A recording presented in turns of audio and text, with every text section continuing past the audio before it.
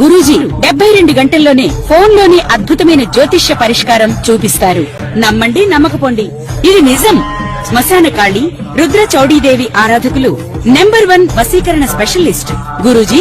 మనిషి పుట్టుక నుండి చనిపోయే వరకు వచ్చే అన్ని క్లిష్టమైన సమస్యలకు పరిష్కారం ఇక్కడ లభిస్తుంది. విద్య, ఉద్యోగం, వ్యవహారం, స్త్రీ ప్రేమ, పెళ్లి, సంతానం, స్త్రీ పురుష వశీకరణం, భూవశం, భార్యాభర్తల కలహాలు, కోర్టు సమస్యలు, విడాకుల సమస్యలు, చేతబడి, అప్పుల బాధ, ఇంకా మీకు ఎలాంటి సమస్యలు ఉన్నా 72 గంటల్లోనే 2026 సంవత్సరం ఏప్రిల్ నెల 6వ రాశి కన్యా రాశి. ఈ కన్యా మిథున రాశులకి బుధుడు అధిపతి. అయితే ఈ రాశివాడికి కుజుడు, శని, రవి ఈ గ్రహాలు మొత్తం బాగా నష్టదాయకంగా ఉన్నాయి. కుజుడు సప్తమంలో ఉంటానా, మగవాడికైతే పరస్త్రీ వ్యామోహం, ఆడమనిషి అయితే పరపురుష వ్యామోహం. దీనివల్ల భార్యాభర్తలకి వియోగం కలగటం, చురుకుదారి దొక్కటం, దీనివల్ల పిల్లల్ని వదిలిపెట్టడం, భార్యాభర్తలు ఇద్దరు విడిపోయేటప్పటికల్లా మరి భర్త కొన్నాళ్ళ పాటు ఎవరితోనో ఉంటే ఏం చేస్తుంది, ఈ భార్య కూడా ఇంకో పెళ్లి చేసుకుంటుంది. ఈ పిల్లలనేమో నాయనమ్మ తాత దగ్గర వదిలేస్తుంది. పెద్దవాళ్ళు ఉంటారు, వాళ్ళు ఎన్నాళ్ళు చూస్తారు, కొన్నాళ్ళు ఎప్పటికీ వాళ్ళు కాస్త దాటిపోతారు. ఇక అప్పుడేంటి, మరి అనాథ శరణాలయాలు పంపించాలి పిల్లల్ని. కానీ సంపాదించి, కానీ అన్నీ చేసి, అన్ని విధాల మిమ్మల్ని పెంచి పెద్ద చేసి ఉద్యోగం వచ్చిన తల్లిదండ్రులకి అన్నం పెట్టకుండా ఉంటాం. మరి ఇద్దరు కలిసి కన్న పిల్లల్ని ఆలోచించకుండా కామవాంఛతోటి విడబడిపోయి పిల్లల్ని అనాథ శరణాల పాలు చేయటం, ఇది మహాపాపం కదా. ఎంతోమంది ఇట్లా చేస్తున్నారు. ప్రతి చోట ఇదే కేసులు, కోర్టులో వచ్చే కేసులన్నీ ఇవే. పెళ్లి చేసుకుంటారు 1 సంవత్సరం, ఒకడు పుట్టేపటికల్లా పుడుతుంది, ఒకరికి పుట్టే, ఇద్దరికి పుట్టే, అర్ధరాత్రి వేళ అందరికీ పుట్టే అని ప్రతి వాళ్ళు 199 మంది ఇట్లా పెళ్లి చేసుకొని సంవత్సరానికల్లా కోర్టుకి ఎక్కటం, పోలీస్ కేసులు పెట్టడం, ఇంట్లో వాళ్ళు బయటికి ఏడవటం, తన్నించడం, చివరికి జైలు పాలవటం ఇట్లా జరుగుతుంది. విడాకులు రాకపోవటం, పోనీ ఇద్దరు సమంజసంగా విడాకులు తీసుకుంటే, ఇద్దరు ఇష్టపడితే పర్వాలే. మరి అమ్మాయి ఏం చేస్తుంది, వెళ్ళిపోతుంది.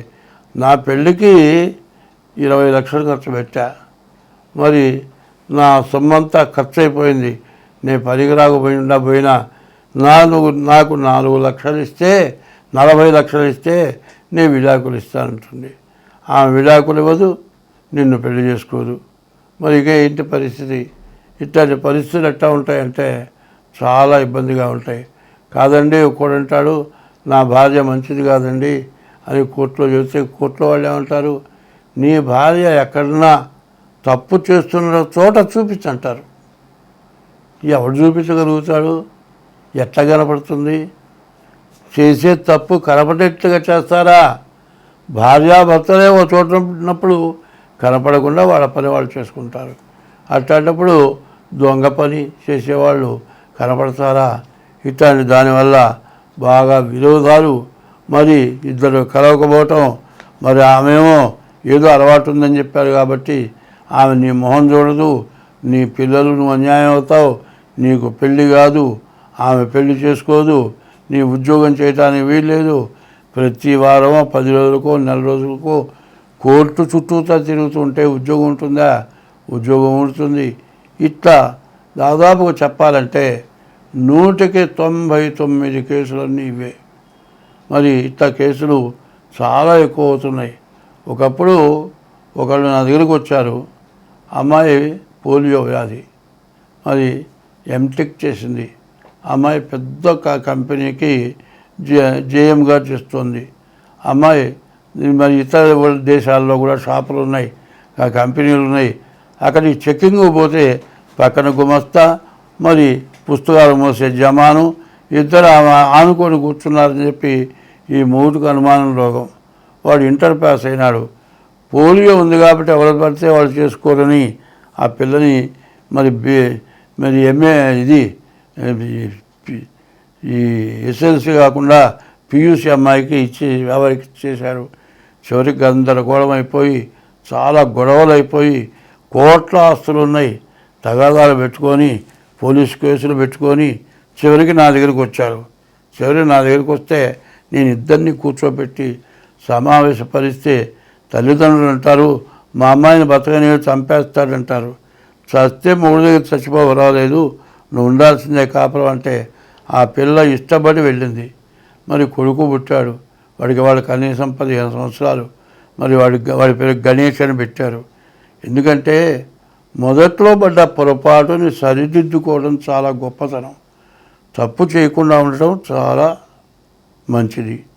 పొరపాటున తెలిసి తెలియకో చెప్పుడు మాటల వల్లనో ఏదో విని తప్పు చేస్తే ఆ తప్పు వల్ల వచ్చినటువంటి పరిస్థితి చూసుకొని దీనివల్ల తప్పు చేశాం, దెబ్బతిన్నాం, మరి ఎట్లా మార్గం అని మంచివాళ్ళ దగ్గరికి వచ్చి వాళ్ళ సలహాలు తీసుకొని మీరు రాజీ పడితే ఏ కోర్టు కూడా భార్యాభర్తని విడిపోండి అని చెప్పదు. అయితే భార్యాభర్త కోర్టుకి ఎక్కిన తర్వాత అది మనస్సులో పెట్టుకొని మళ్ళీ గొడవలు పెట్టుకోకుండా జాగ్రత్తగా కాపురం చేసుకోవాల్సిన అవసరం ఉంది. ఇప్పుడు కోర్టులో కేసులు విపరీతంగా ఉన్నాయి. ఇవే కేసులుట భార్యాభర్తల కేసులు. చచ్చిపోతున్నామండి. చివరికి వాళ్ళు ఏం చెబుతున్నారంటే మగవాడికి డైవర్స్ ఇవ్వకుండా మరి 40 ఏళ్ళు వచ్చినా కూడా వేధిస్తూ ఉంటే కోర్టు తేలితే తేలింది, లేకపోతే తేలింది, పెళ్లి చేసుకోమని లాయర్లు కూడా చెబుతున్నారు. ఇది మన సాంప్రదాయమా? ఒక్క మగవాడికి ఒకటే భార్య, ఒక్క ఆడ మనిషికి ఒకటే భర్త. రెండో పెళ్లి కింద లెక్క కాదు.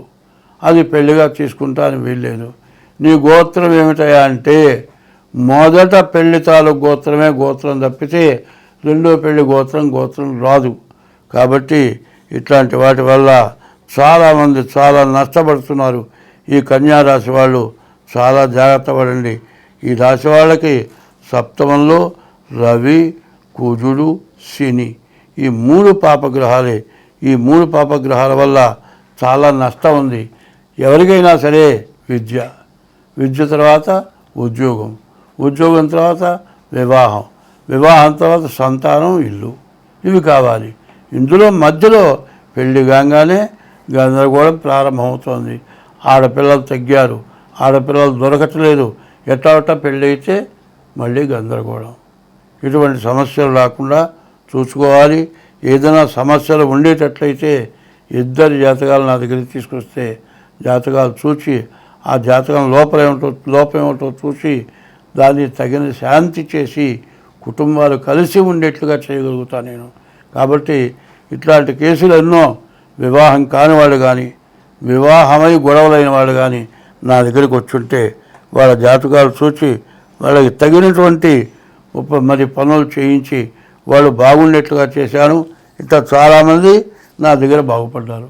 కాబట్టి మానవ జీవితంలో ఏమిటయా అంటే యవ్వనంలో గందరగోళం అవుతుంది. ఈ యవ్వనంలో గందరగోళం అయితే భార్యాభర్త విడిపోతే జీవితం పూర్తిగా వ్యర్థమైపోతుంది. మన అనాది సాంప్రదాయం హిందూ సాంప్రదాయంలో సన్యాసుల కంటే సంసారులు భార్యాభర్తలు చాలా గొప్పవాళ్ళు. భర్త భరించేవాడు, భార్య భాగం పంచుకుండేది చాలా బాగుంటుంది. కాబట్టి ఈ రాశివాడు జాగ్రత్త పడండి. స్వస్తి. శ్రీ గురుభ్యో నమః. శ్రీ మహాగణాధిపతయే నమః. శ్రీ మహాసరస్వత్యై నమః. శ్రీ గురుభ్యో నమః. హరి ఓం. చల్లి నిన్ను దలంచి పుస్తకము చేతంబూనిచిన్ నీవు నాయులంబందున నిల్చి జృంభణముగా నుక్తుల్ సుశబ్దంబు శోభిల్లన్ వల్కుము నాదువాక్కునను సంప్రీతిన్ జగన్మోహిని పుల్లాబ్జాక్షి సరస్వతి భగవతి భారతీ పూర్ణేందు బింబాననాత్ క్షోణితలంబునన్నుదురు శోకగమృక్కిరుచంతు సైకతశ్రేణికి జంచరీకచయ సుందరవేణికి రక్షితామరశ్రేణికి తోయజాత భవచిత్తవశీకరణైక వాణికి నక్షదాభ శుకవారిజ పుస్తుకరమ్యపానికిను 2026 సంవత్సరం ఏప్రిల్ నెల 1వ రాశి మేషరాశి. ఈ మేషరాశి ఎట్లా ఉందో చూద్దాం. మేష వృశ్చికయోర్భూమ. మేష వృశ్చిక రాశులకి కుజుడు అధిపతి. అటువంటి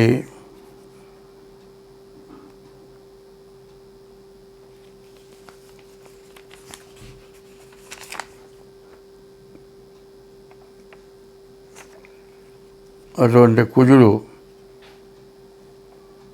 ద్వాదశంలో ఉన్నాడు. మరి కుజుడు ఏకాదశంలో ఉన్నాడు. కుజుడు, బుధుడు, రాహువు ఈ 3 గ్రహాలు కూడా ఏకాదశంలో ఉన్నాయి. ఈ 3 గ్రహాలు ఏకాదశంలో ఉంటే చాలా బాగా ఉంటుంది. మరి ఈ రాశిలో ఉన్నటువంటి కుజుడు, బుధుడు, రాహువు డబ్బు బాగా వస్తుంది. ఎప్పుడు వచ్చే దానికంటే బాగా ఎక్కువగా వస్తుంది. కుజుడు బాగున్నాడు. స్థలాలు కానీ ఇల్లు కానీ కొనుక్కుంటానే బాగా అవకాశం ఉంది. బుధుడు బాగున్నాడు. వ్యాపారం బాగా సాగుతుంది. శుక్రుడు బాగున్నాడు. వివాహం జరగటానికి బాగా అవకాశం ఉంది. కానీ 4 గ్రహాలే బాగున్నాయి. మిగతా 4 గ్రహాలు బాగాలేవు.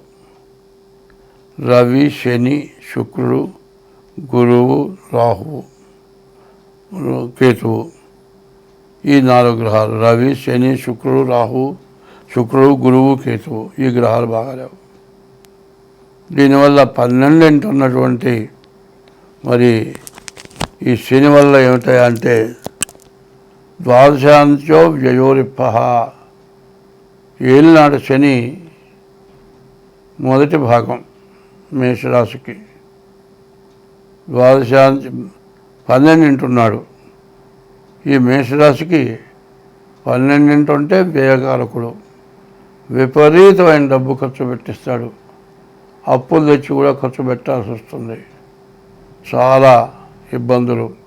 ఎంత డబ్బున్నా చాలదు. ఏదో రకమైన ఖర్చు. ఇట్లా విపరీతమైన సమస్యలు బాగా ఎక్కువగా ఉన్నాయి. అందులో రాహుకేతువుల మధ్యలో గ్రహాలు పడ్డాయి. కాలసర్ప దోషం ఉంది. ఈ మేషరాశి పరిస్థితి చెప్పాలంటే చాలా కష్టదాయకంగా ఉంది. అయితే ప్రతి వాళ్ళు ఏం చేస్తున్నారంటే వాళ్ళు ఇష్టం వచ్చిన పేరు పెట్టుకొని ఏమంటే నాది మేషరాశి అండి, నాకు బాగానే ఉంది కదా, మీరు బాగాలేదు అని చెప్పారు అని అడుగుతారు. రాశి ఎట్లా వచ్చిందో తెలియాలి. ఈ రాశి పుట్టిన తారీఖు, నెల, సంవత్సరం, టైము. ఆ టైముకి ఏ నక్షత్రం ఉంది. అశ్వని 4 పాదాలు, భరణి 4 పాదాలు, కృత్తిక 1 పాదం. ఈ మొత్తం కలిసి మేషరాశి. ఈ మేషరాశి అవునా కాదా మీ డేట్ ఆఫ్ బర్త్ ద్వారా చూడాలి. ఏదో పిలిచే పేరుని పెట్టి చూసేది అది కాదు. తర్వాత ఏంటంటే గోచారం అనేది 25 వంతులే జరుగుతుంది. మరి మిగతా 75 వంతులు పుట్టిన టైమును బట్టి జరుగుతుంది. డేట్ ఆఫ్ బర్త్ ద్వారా అందులో ఈ సంవత్సరం అంతా కూడా చాలా అస్తవ్యస్తంగా ఉంది.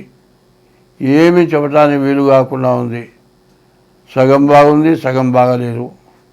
బాగున్నది వచ్చింది చాలక బాగాలేని వారు అప్పులు చేసుకోవాల్సి వస్తుంది.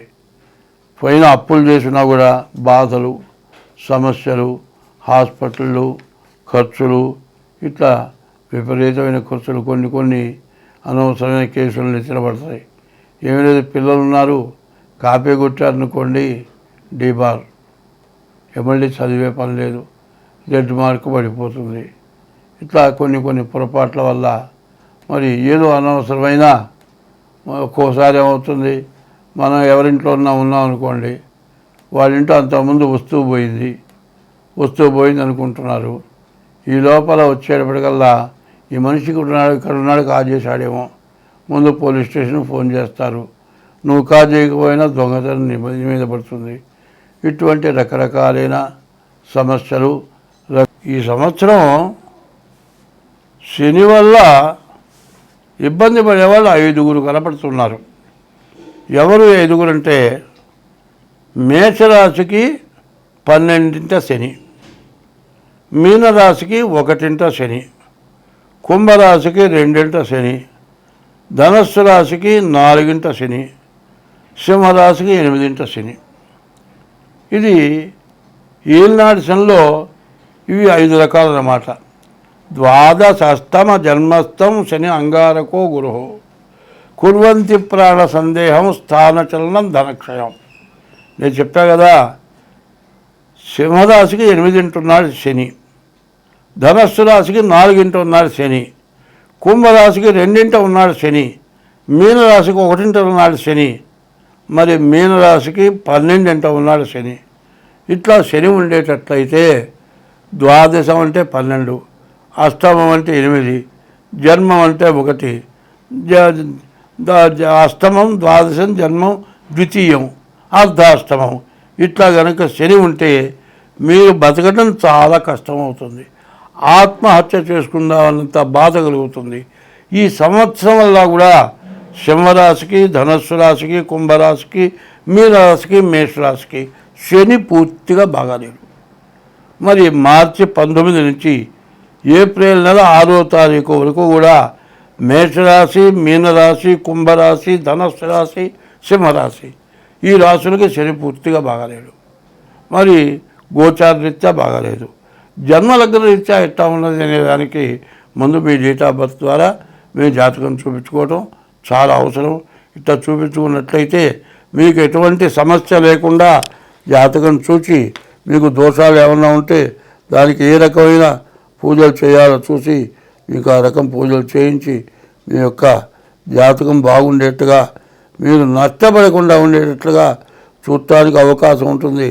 కాబట్టి మీరు మా మీకు మా నెంబర్కి ఫోన్ చేసి మీ డేట్ ఆఫ్ బర్త్ చెప్పి తగిన ఫీజు చెల్లించి, డేట్ ఆఫ్ బర్త్ లేకపోతే హస్త సాముద్రిక ద్వారానైనా సరే మీ జాతకం చూపించుకోవాల్సిందిగా చెబుతూ ఉన్నాను. స్వస్తి.